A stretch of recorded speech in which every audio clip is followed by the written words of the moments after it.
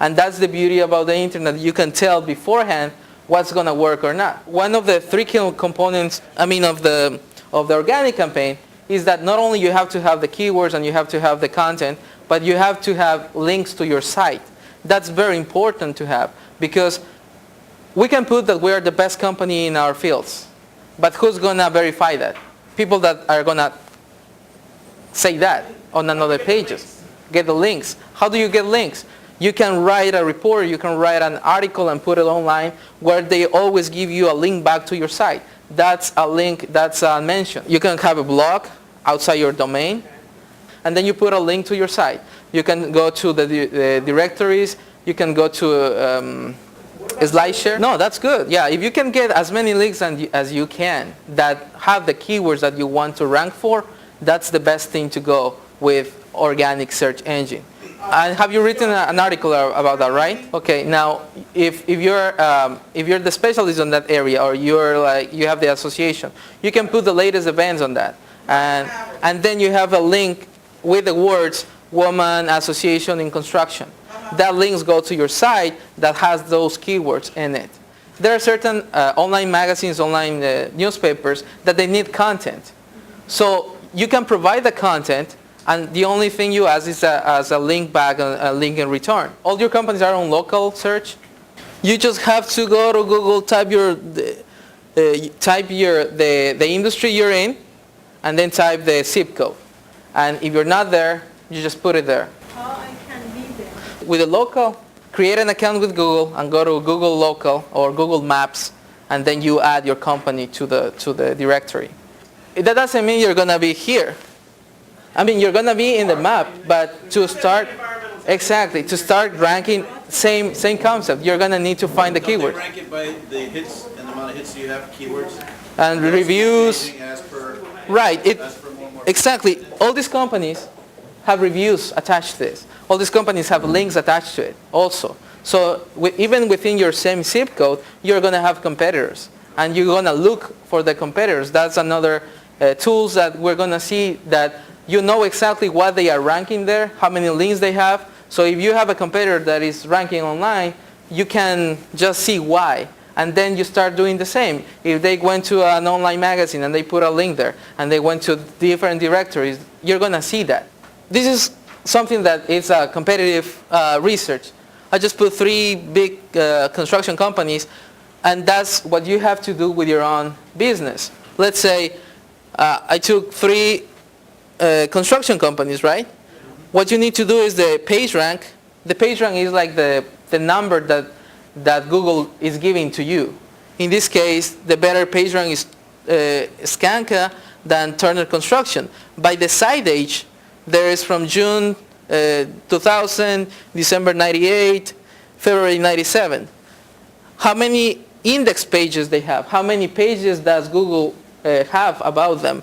5,384 and 4,000. How many Yahoo pages they have? How many links on Yahoo directory? How many demos entries they have? How many Twitter entries they have? And it's not only the PageRank. It could be a combination of all of that. That's the algorithm they have. That's how they. It's not just one component. Scale though. Is it like 1 to 10? Oh yeah, it's 1 to 10. 10 being Google is 10. The PageRank, the only 10 on the internet is Google. It's not only how many links I have. It's also the quality of the links, because I can have 4 links from the President of the United States, from Tim Berners-Lee, and from Google page. I could be people with 1 million links from small websites. So it depends on who is linking to you too. If they have a good PageRank, that helps you. So some websites have a lot of links, but they are not very quality links, as opposed to having a good link. If you can get a link from a university, from an ORG organization, from a directory, that helps more than other websites from your friends. Okay? You have to request the webmaster. But if you give them something of value, if you're giving them reports that is content for their website, $150 a year, so they should be able to. yeah, they can. That's more than enough. You have to talk to them. You have to try to get a link from them. The more links you get to your site with the keywords you want to rank for, that's the better. So you can do your own audit on your site to see who's linking to you. If nobody's linking to you, that's the first thing you need to start doing. Also, Google is measuring how many people go to your site and leave. What you can do is just forward anything that goes to your domain to your blog. That will also be a count. That what you don't want to do is increase the bounce rate of your site too. Just bringing traffic to nothing, they will leave. You can bring the people to your blog if you don't have a website. And there is also having a blog.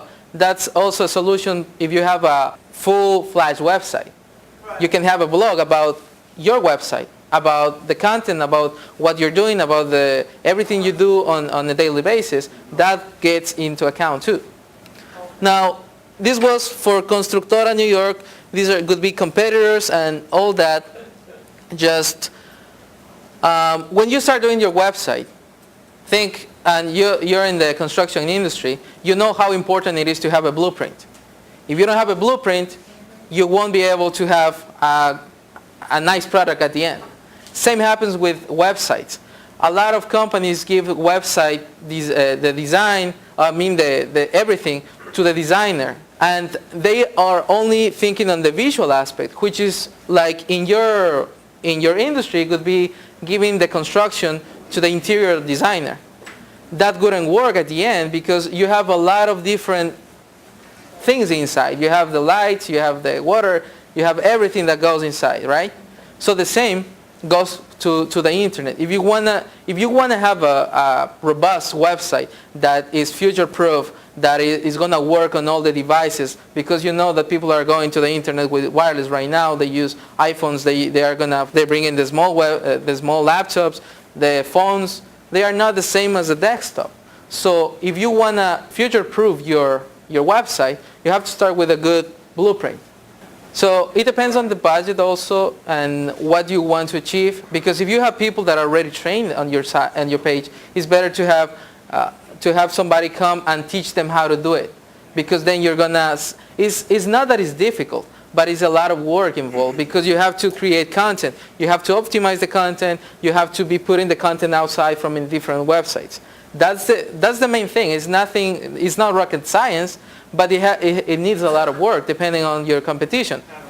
And then you can train somebody there. And we do a lot with companies, with mid-sized companies who they have marketing people who have programmers, and then we teach them how to do it, and then they can keep up with the campaign. Jasmine was talking. It's very important to have your name. You know that. So after that, you need the hosting, a good hosting company, and they are all getting cheaper and cheaper and cheaper. So that's not an issue.